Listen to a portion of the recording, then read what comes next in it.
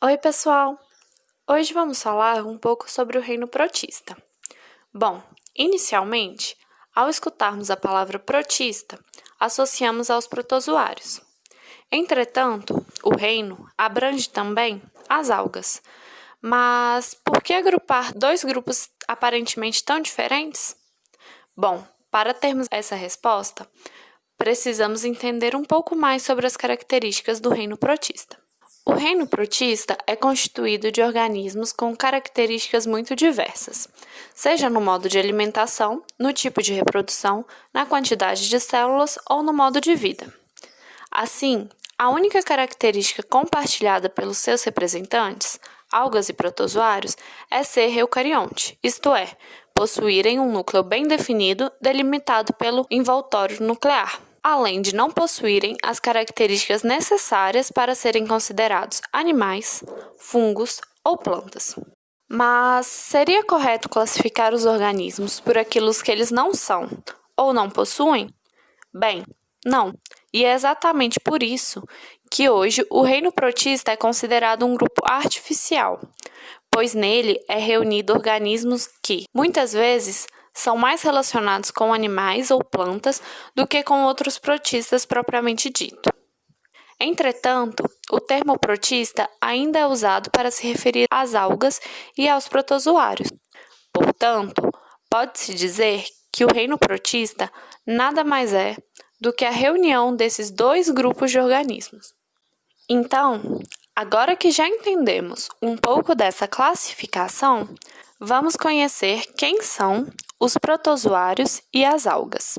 Os protozoários são heterótrofos, unicelulares e apresentam, em sua maioria, uma reprodução assexuada e um modo de vida diverso, sendo alguns de vida livre, outros parasitas e outros são mutualísticos.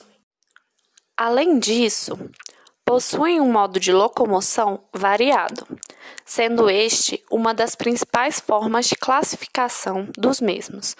Os principais grupos de protozoários são risópodes. Locomovem-se através de projeções citoplasmáticas, denominadas pseudópodes. Como representantes, podemos citar as amebas.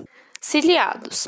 Como o nome já diz, são aqueles que se locomovem através do batimento de cílios. Como representantes, temos o paramécio. Flagelados.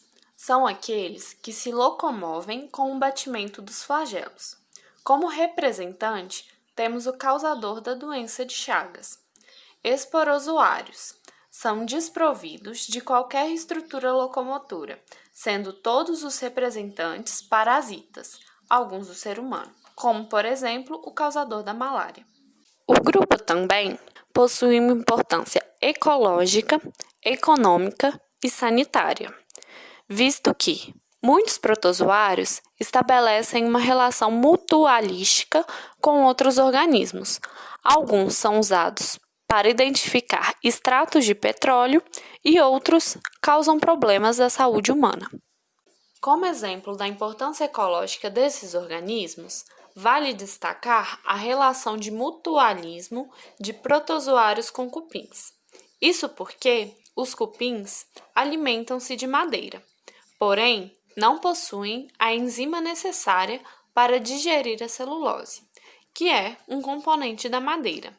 Sendo assim, alguns protozoários vivem no interior dos cupins e são capazes de degradar a celulose. Logo, o cupim oferece abrigo e proteção ao protozoário e, em troca, o mesmo garante a madeira na dieta do cupim. Alguns protozoários, conhecidos como foraminíferos, são revestidos por carapaças minerais e, quando morrem, acumulam-se no fundo do mar, o que contribui para a formação de rochas sedimentares. Por esse motivo, muitos geólogos que estudam a formação de petróleo analisam estes protozoários com o objetivo de identificar extratos petrolíferos. E quanto à importância sanitária, muitos protozoários são causadores de doenças, como a doença de Chagas. Ela é causada pelo Trypanosoma cruzi e causa a hipertrofia de órgãos, especialmente o coração. O vetor da doença de Chagas é popularmente conhecido como barbeiro, que, ao picar uma pessoa, defeca no local da picada e suas fezes contêm o protozoário. Ao coçar a picada, a pessoa facilita a entrada do parasita no organismo. Outras maneiras de contaminação são através de transfusões de sangue e da ingestão de alimentos contaminados. Agora que já conhecemos um pouco mais sobre os protozoários, vamos falar sobre o último assunto da nossa videoaula, as algas, as principais características do grupo e sua importância. As algas são organismos, em sua maioria, autótrofos, com grande diversidade de formas e pigmentos, e apresentam um corpo em forma de talo, isto é, não possuem caule nem raiz. Além disso, as algas possuem características variáveis, uma vez que podem ser unicelulares ou pluricelulares, viver em colônias ou isoladas e apresentam um tamanho desde microscópico até talos de 60 metros de comprimento. Inclusive, as algas com talos grandes abrigam muitos animais e fornecem alimento.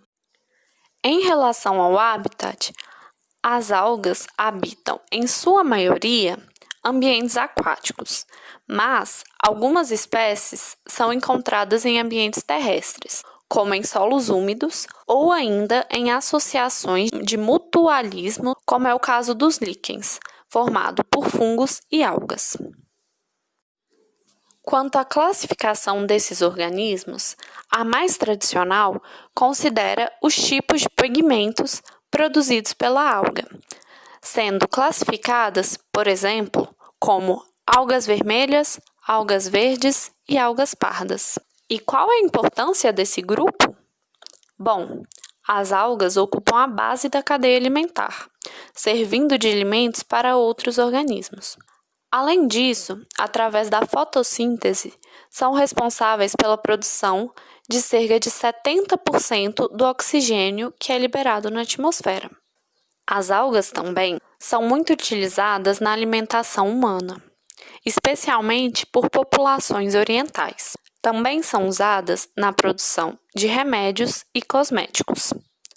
Como exemplo, tem-se a utilização do agar, uma substância presente em algas vermelhas, que é usada como meio de cultura para o cultivo de micro-organismos.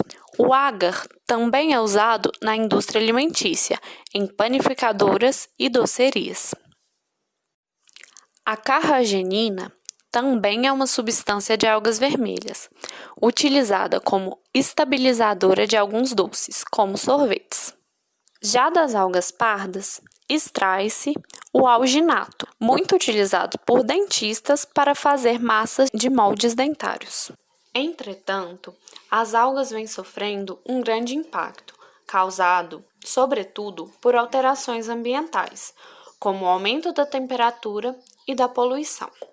Um exemplo desse impacto são as marés vermelhas, as quais são causadas pela proliferação intensa de duas espécies de algas. Tal proliferação é causada por alterações na salinidade, oscilação térmica da água e excesso de sais minerais decorrentes do esgoto doméstico. Como consequência, a maré vermelha, assim chamada por toxinas liberadas por algas, desencadeia um efeito catastrófico com a morte de várias espécies de peixes, moluscos e outros organismos. Além disso, impede a passagem de luz, diminuindo a oxigenação da água. Outro desequilíbrio causado por alterações ambientais é o branqueamento de corais. Isso porque os corais possuem uma relação de mutualismo com os zooxantelas, isto é, espécies de algas que vivem dentro desses organismos.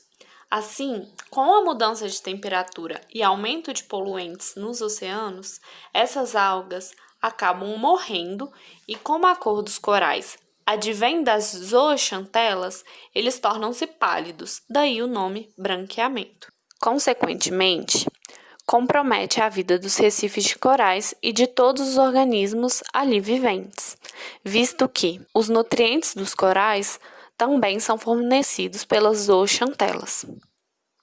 Agora que já vimos um pouco sobre a importância das algas e protozoários, antes de terminarmos nosso vídeo, é importante nos lembrarmos que também somos parte do equilíbrio ecológico do planeta e nossas ações e modo de vida têm sido o principal causador do desequilíbrio ambiental.